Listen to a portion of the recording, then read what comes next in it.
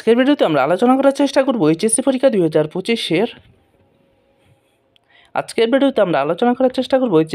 2025-এর finance এবং banking প্রথম পত্রের প্রশ্নের সমাধান।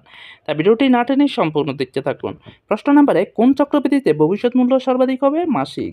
ভবিষ্যৎ প্রাপ্তির চেয়ে বর্তমান প্রাপ্তি অধিক পছন্দনীয় কারণ সুযোগ ব্যয় এবং অনিশ্চিত ভবিষ্যৎ। রুল 72 অনুযায়ী 9% সুদে 5,000 টাকা কত বছরে? 10,000 টাকা হবে 8 বছরে।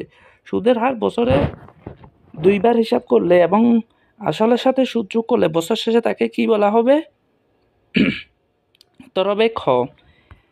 ব্যবসায় প্রতিষ্ঠানের স্থায়ী সম্পত্তি এবং ক্রয় বিনিয়োগের উদ্দেশ্যে সংগৃহীত তহবিলকে কি বলা হয়? দীর্ঘমেয়াদী অর্থায়ন। ট্রেজারি বন্ড ইস্যু করে কে? সরকার। উদ্দীপকে উল্লেখিত এবিসি লিমিটেডের ইস্যুকৃত বন্ডের বর্তমান মূল্য কত? 567। এবিসি লিমিটেডের ইস্যুকৃত বন্ডকে কি বলা হয়? Zero coupon bond. শেয়ারের মূল্য বৃদ্ধির ফলে যে লাভ হয় তাকে কি বলা হয়? মূলধনী লাভ। তহবিল সংগ্রহের জন্য অভ্যন্তরীণ উৎস কোনটি? অপচয় সঞ্চিতি। কামাল সাহেবের কোম্পানির শেয়ার কোন বাজার থেকে সংগ্রহ করেছেন? প্রাথমিক। দীর্ঘমেয়াদী অর্থায়নের অভ্যন্তরীণ উৎস হলো অবন্টিত মুনাফা এবং অবচয় তহবিল। কোনটি মূলধন বাজেটিং মূল্যায়নের সনাতন কৌশল? পরিশোধকাল।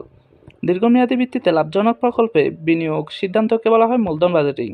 যে ক্ষেত্রে একটি প্রকল্প গ্রহণ করা হলে অপর প্রকল্পটি বাদ দিতে হবে তাকে কি বলা হয়? পরস্পর বর্জনশীল। মূলধন বাজেটিংয়ে বাট্টাকৃত পদ্ধতি হলো 1 ও 2 এনপিবি আইআরআর। মোট মুনাফা থেকে কর বাদ দিলে নিচের কোনটি পাওয়া যায়? নেট মুনাফা। নিচের কোনটি মূলধন বাজেটিংয়ের প্রথম ধাপ? প্রকল্প উদ্ভাবন। অর্থনৈতিক অনিশ্চয়তা থেকে কোন ধরনের ঝুঁকি সৃষ্টি হয়? বাজার। উক্ত বিনিয়োগ থেকে কোনটি সাধিত হয়? ঝুঁকি হ্রাস। পোর্টফোলিও আয়ের হার কত? 10.8%। সিএমপি এর পূর্ণরূপ কি? Capital assistant pricing model. বাজার আয় এবং ঝুঁকিমুক্ত আয়ের ব্যবধান নিচের কোনটি? ঝুঁকি প্রিমিয়াম। মুনাফা সর্বাধিকরণে কোনটি বিবেচনা করা হয়? প্রকল্পের মোট আয়। পোর্টফোলিও বৈচিত্র্যকরণের উদ্দেশ্য কোনটি? ঝুঁকি হ্রাস। তারল্য ঘাটতি হওয়ার কারণ কোনটি? 1, 2 ও 3। জনাব রহমান বিনিয়োগের ক্ষেত্রে কোন নীতি অনুসরণ করেছেন? পোর্টফোলিও বৈচিত্র্যায়ন।